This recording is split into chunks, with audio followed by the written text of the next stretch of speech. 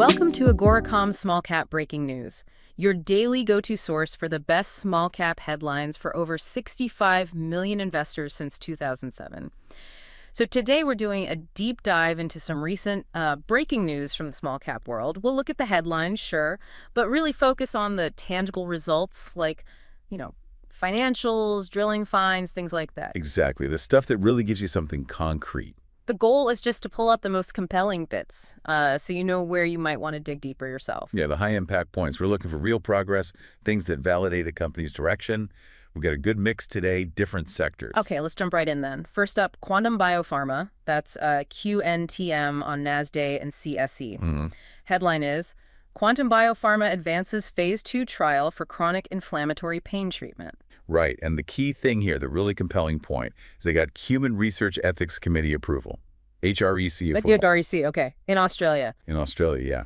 To start their phase 2 clinical trial. It's basically the regulatory and ethical green light for human testing there. And this is for their FSD-202 candidate. That's the one, targeting nociplastic pain specifically in MCAS patients. MCAS, remind me. Mast Cell Activation Syndrome. Yeah.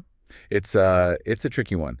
Mast cells misbehaving, causing all sorts of issues, including this difficult-to-treat pain. Ah, right. So getting a non-opioid option like this into a phase 2 trial, it's enrolling 60 patients, aiming to see pain reduction by day 28. That's a really critical step, a big deal for those patients. Definitely sounds like it. Okay, let's pivot from potential treatments to new materials. HPQ Silicon, Yep. HPQ on the TSX venture. Headline here, leading global manufacturer requests HPQ's first batch of fumed silica for evaluation. Now, this is interesting. Getting a sample request from your pilot plant is good, Yeah. but getting it from the world's leading manufacturer in that space Yeah. and ahead of schedule, that says something. It's just they're watching closely. Very closely. And it comes right after independent lab tests confirmed. HPQ stuff matches commercial-grade quality. So it validates their tech. Exactly. It validates their proprietary one-step conversion method.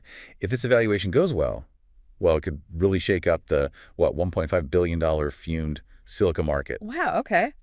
Big potential there. All right, shifting gears again. Mining, and some strong numbers here. Yeah. Luca Mining, LUCA on the TSX-V. Also, OTCQX in Frankfurt.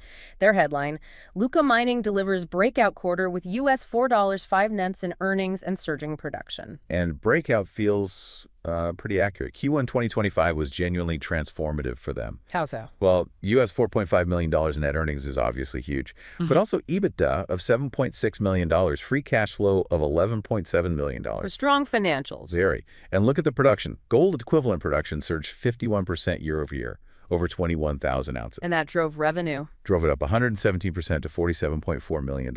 Plus, they cut debt by $8.4 million since the start of the year. Profitability, production growth, and debt reduction. That's the trifecta, really. Yeah, it absolutely is. Shows the operations are really starting to hum. And there's still hidden high grades in their drilling, too, like 3.8 meters of 12.54 grams per ton gold equivalent at Campo Morado. 12.54 GT AUEQ. That's pretty rich rock. That's very good grade, yeah. Anything over, say, 510 grammet is generally considered high grade in most gold contexts. Got it. Okay, staying with gold, Harfang Exploration, HAR on the TSX venture. Right. Headline, Harfang delivers high-grade gold intercepts at Sky Lake, Ontario. So more drilling results. The tangible bit here is the actual intercept data from their winter program. What did they hit? Some really nice high-grade stuff. One hole, SLA 2504, hit 4.5 grams per ton, gold over 15.6 meters. Okay. And within that, there was a richer zone, 7.5 grand over 8.4 meters, and even 35.6 grams over 2.5 meters. Very high grade there. Wow. Any others? Yep. Another hole, SLA 2503, returned 6.96 grand gold over almost 18 meters. So what's the significance of these hits? Well, they help outline a new mineralized chute. They've traced it over 250 meters down plunge now. And crucially, it's still open at depth. Meaning it could go deeper? Exactly. That's what explorers love to see. Potential for more. Makes sense. Okay, let's shift to clean tech. BioRem. That's BRM, also TSX-V. Their news. BioRem reports record $68 million backlog amid strong demand for clean air technologies. The standout number there is definitely backlog, $68 million. That's a record for them. Shows strong demand then. Absolutely. Huge demand for their clean air tech. Now, Their Q1 revenue dipped a bit, but that was just project timing. Right. The key is they booked $16.1 million in new orders during that same quarter, including a big one, $5.8 million project in the Middle East. So the backlog is the indicator of future revenue, basically. Precisely. That massive growing backlog, plus they've got a solid cash position, around $9.6 million. It points very clearly to future growth driven by this demand. Okay, and finally one more. AI tackling environmental stuff. AI6 Solutions.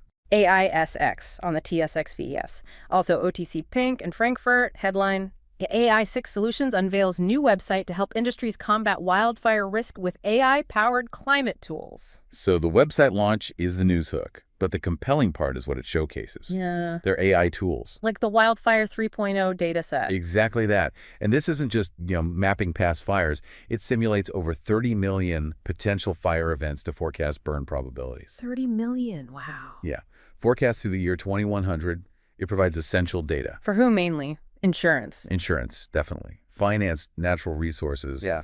Any industry really needing to manage increasing wildfire exposure, this gives them that forward-looking, data-driven insight. It's becoming critical. Yeah, I can see that. Okay, so quite a range today. We hit biotech approvals, materials validation, serious mining results, clean tech demand, and even AI for climate risk. A real cross-section.